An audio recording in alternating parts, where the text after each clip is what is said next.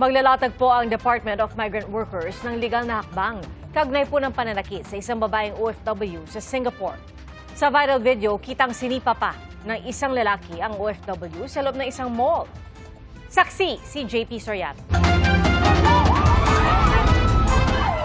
Sa videong ito na viral sa social media, nakikitang nag-uusap ang lalaking ito at isang babae sa isang kilalang mall sa Singapore.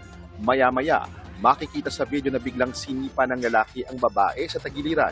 Nabuwal ang babae na isa palang OFW sa Singapore, pati na rin ang nanipang lalaki.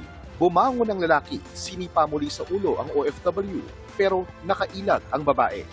Dito na umawat ang inang nakasaksi sa pananakit. Ayon sa Department of Migrant Workers, natukoy na ng Labor Attaché ng Pilipinas sa Singapore. Ang kababayan nating nasa video, nakausap na rin daw siya at naabisuhan na sa mga tulong na maaaring ipagkaloob sa kanya bilang Pilipino. Nag-uusap na yung ating Migrant Workers Office Labor Attaché in Singapore at saka yung worker. But sa ngayon, inaalam pa natin yung exact cause ng pangyayari. And of course, medical assistance is the most basic there. So kung pangangailangan ng medical assistance.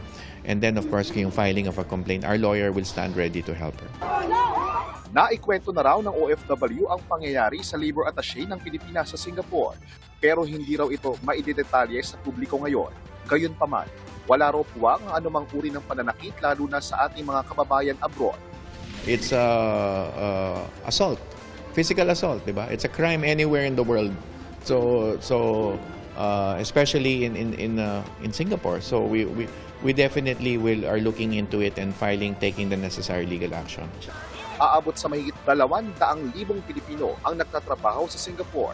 Karamihan mga household service workers, pero dumarami na rin ang mga skilled at professional workers sa mga nakalipas na taon.